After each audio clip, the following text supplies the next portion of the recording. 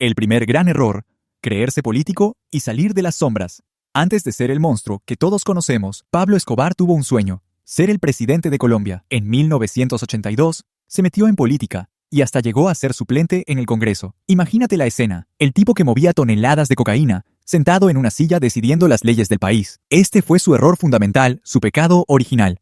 Mientras los capos del cártel de Cali operaban en la penumbra, como fantasmas corporativos, Pablo quiso los aplausos, la fama, el reconocimiento. Quería ser un Robin Hood moderno, construía canchas de fútbol y regalaba dinero, pero al mismo tiempo, su nombre empezó a sonar en todas partes. El ministro de Justicia de la época, Rodrigo Lara Bonilla, no se comió el cuento y lo denunció públicamente, mostrando cheques que vinculaban a Escobar con el dinero sucio. Al salir a la luz, Pablo dejó de ser un empresario misterioso para convertirse en un blanco gigante con una diana pintada en la espalda. Su ego lo sacó de la selva y lo puso bajo los reflectores del mundo, un lugar muy peligroso para alguien con tantos secretos. Fue como si el ladrón más hábil del barrio decidiera postularse para presidente de la junta de vecinos. Tarde o temprano, alguien iba a preguntar de dónde sacaba el dinero para arreglar el parque. El segundo error mortal: declararle la guerra al Estado por la extradición. Cuando Lara Bonilla lo expuso, Pablo no se quedó de brazos cruzados.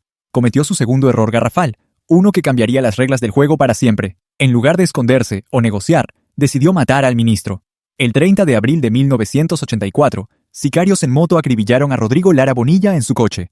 Con ese acto, Escobar no solo asesinó a un hombre, le declaró la guerra total al Estado colombiano y, peor aún, a los Estados Unidos. La extradición se convirtió en el fantasma que lo perseguiría hasta la tumba. Su lema se volvió: preferimos una tumba en Colombia a una cárcel en Estados Unidos. Esta guerra personal consumió su fortuna y su energía. En lugar de enfocarse en su negocio, que era increíblemente rentable, se obsesionó con doblegar a un país entero. Es como si el dueño de la cadena de pizzerías más exitosa del mundo decidiera gastar todo su dinero y tiempo en pelearse con el ayuntamiento por una multa de aparcamiento. La guerra contra la extradición lo convirtió en un terrorista y lo alejó de lo que mejor sabía hacer: ganar dinero. Otros narcos, viendo el caos, simplemente seguían moviendo su mercancía, mientras Pablo quemaba billetes en una guerra que no podía ganar. El tercer error, imperdonable: el terrorismo como herramienta de negociación.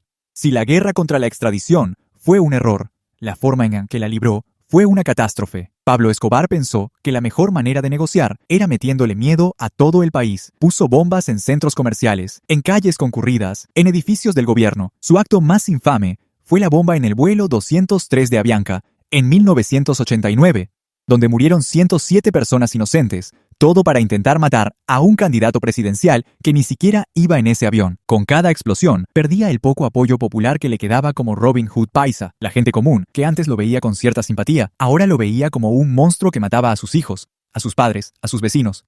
El terrorismo indiscriminado es el peor negocio posible. Es como intentar convencer a tu pareja de que te quiera apuntándole con una pistola a la cabeza. Simplemente no funciona. Este error no solo le ganó el odio de la gente, sino que le dio al gobierno la justificación perfecta para cazarlo sin piedad y sin reglas. Ya no era un delincuente, era el enemigo público número uno, y contra un enemigo así, todo se vale. El cuarto error de pura soberbia: la catedral, su cárcel de lujo. Tras años de guerra, Escobar logró lo que quería: la prohibición de la extradición. A cambio, aceptó entregarse, pero con sus propias condiciones. Y aquí viene su cuarto gran error, nacido de una arrogancia sin límites: construir su propia prisión. La catedral. Esto no era una cárcel, era un resort 5 estrellas con muros. Tenía campo de fútbol, gimnasio, sala de juegos, un bar y hasta un telescopio para ver a su familia en Medellín. Los guardias eran sus propios hombres y el gobierno solo vigilaba el perímetro exterior. Pablo seguía manejando su imperio desde adentro, organizando fiestas con reinas de belleza y futbolistas. El problema es que esta farsa era insostenible. Cuando la prensa empezó a filtrar los lujos y, peor aún, se supo que Escobar había torturado y asesinado a 2 de sus socios, Fernando Galeano y Gerardo Moncada, dentro de su prisión, la vergüenza para el gobierno fue tan grande que no tuvieron más opción que intervenir. La catedral fue la prueba definitiva de que Pablo se creía por encima de todo y de todos. Fue como si un león aceptara entrar a una jaula, pero exigiendo que la jaula tuviera un sofá de cuero, aire acondicionado y un servicio de catering de primera. Era una burla tan descarada que obligó a sus captores a tomarse las cosas en serio. El quinto error que destruyó su imperio: asesinar a sus socios más leales. Dentro de la catedral ocurrió el error que pulverizó los cimientos de su organización. Escobar, paranoico y presionado por la falta de dinero para su guerra, empezó a sospechar que sus socios Los hermanos Moncada y Galeano le estaban robando. Se rumoreaba que se habían quedado con un botín de $20 millones. En lugar de manejarlo como un hombre de negocios, lo manejó como un tirano. Los citó en la catedral con engaños y allí los torturó y asesinó brutalmente. Este acto fue el equivalente a que el director ejecutivo de una gran empresa mate a sus 2 mejores gerentes en la sala de juntas. La confianza dentro del cártel de Medellín se hizo añicos. Los hombres de Moncada y Galeano, que eran cientos de sicarios leales a sus patrones, de la noche a la mañana se convirtieron en enemigos mortales de Escobar. La lealtad en el mundo del crimen es un hilo muy fino, y Pablo lo cortó con un hacha. Este error no solo le costó hombres y dinero, sino que sembró la semilla de su propia destrucción, porque esos mismos hombres, llenos de odio y sed de venganza, no tardarían en buscar nuevos y poderosos aliados. El sexto error, la creación de su némesis, subestimar a los Pepes. El asesinato de los Moncada y Galeano tuvo una consecuencia directa y letal. El nacimiento de los Pepes, acrónimo de Perseguidos por Pablo Escobar. Este no era un grupo cualquiera, era una alianza del diablo. Estaba conformado por los ex-socios de Pablo traicionados como Don Berna, por narcotraficantes rivales del cártel de Cali que vieron la oportunidad de oro para eliminar a su competencia, por paramilitares de extrema derecha liderados por los hermanos Castaño, que también tenían cuentas pendientes con Escobar, y, según muchos, contaban con la colaboración extraoficial del bloque de búsqueda de la policía y agencias de inteligencia de Estados Unidos. Escobar había creado un monstruo a su imagen y semejanza. Los Pepes usaron sus mismas tácticas: coches bomba, secuestros, asesinatos selectivos de sus abogados, contadores y familiares. Atacaron su estructura financiera, quemaron sus propiedades, mataron a sus hombres. Pablo, que se había pasado años construyendo un imperio del terror, de repente probó su propia medicina. Subestimó por completo el poder destructivo de unir a todos sus enemigos bajo una sola bandera. Es como si un matón de patio de colegio le pegara a todos los niños durante años, y un día, todos esos niños se juntan, aprenden karate y vienen a por él.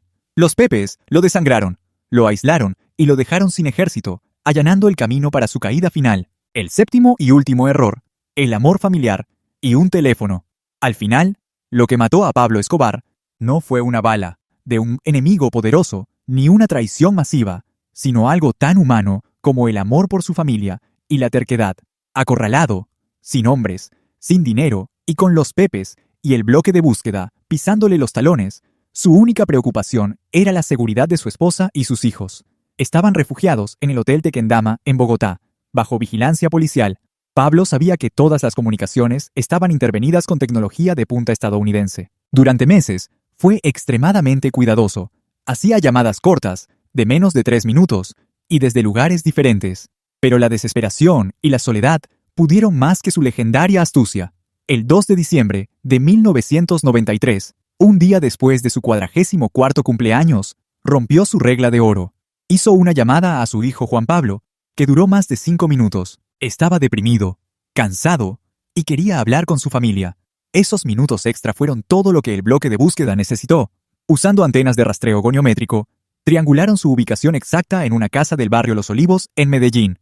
Fue un error fatal, impulsado por el corazón y no por la cabeza. Fue como si el espía más buscado del mundo, sabiendo que lo vigilan, decidiera hacer una videollamada de 1 hora con su madre desde su escondite secreto. El amor, en su caso, se convirtió en la firma de su sentencia de muerte. Así que, después de ver cómo un imperio se derrumba por errores humanos, ¿cuál crees que es el error más tonto que puede cometer alguien con demasiado poder?